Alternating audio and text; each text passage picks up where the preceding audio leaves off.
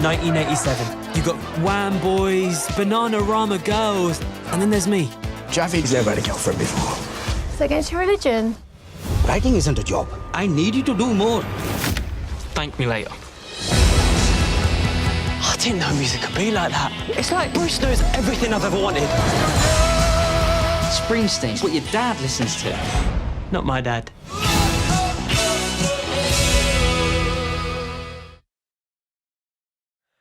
Hi, my name is Dina. I write for Irish Film Critic. I am here with, I don't want to butcher your name, but I asked them. Gurinda Chadha.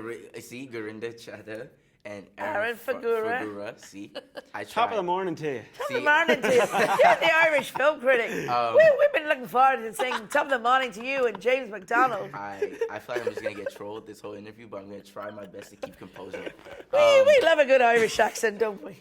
We do, mate. We're going to do this interview. Go for it. What's your first question, mate?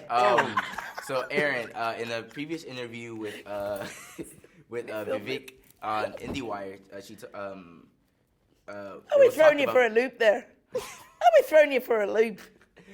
You guys talked about how the Walkman was difficult for Vivek to use. Yes. What was something in the 80s, it doesn't need to be technology, but what was difficult for you to kind of like adapt to from the 80s?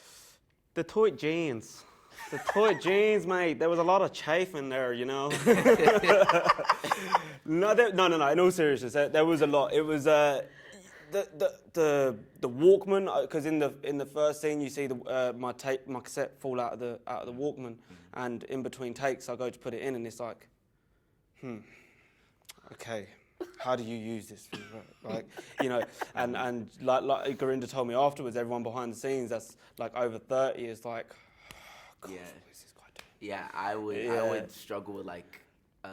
Well, not VHS. I'm not that young, but even like I don't think I could do anything further like a floppy disk. I remember seeing those, but I do not know how those work. So definitely, I don't even know how I could do like something. The prop lady had to keep coming on after each take. Like, even dial-up, I was too young for dial-up. I'm like 2 years younger than dial-up, so I didn't get that. Did you like the scene with the cell phone? And yeah, I think I was, because I think we see it's now like a thing that like in every age when you have to have like that big cell phone. Now I guess like everybody was expecting it because I was waiting for that, and I laughed when I saw that.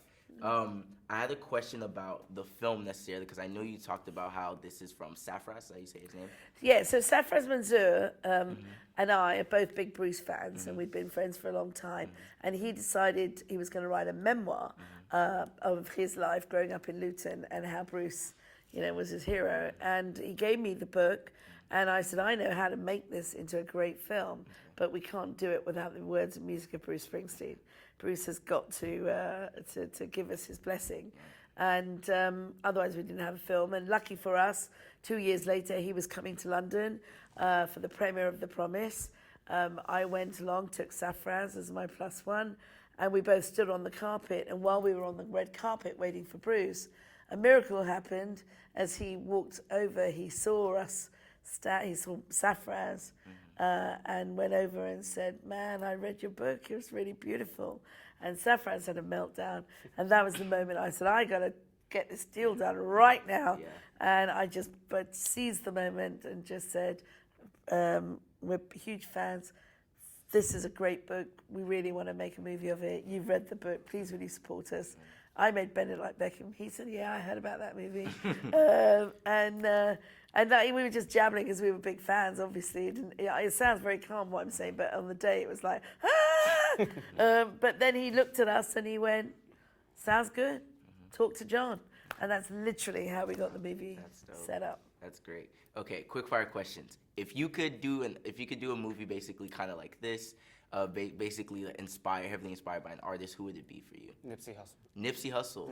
Okay, very timely right now. So I guess exactly. Yeah. And he spoke a lot to this generation. Yeah, definitely. No, most definitely. I cried. I was at a baseball game when it happened. I had to leave because I got emotional. Yeah, we was in LA and I actually went to Crenshaw on my own to just see what was going on. I left before it got dark though. I was a bit terrified. I understand. But thank you so much for having me. Thank you. Thank you so much. Thank you very much, mate. Thank you. Yes. I really enjoyed great talking to you on the IrishFilmCritic.com internet, huh?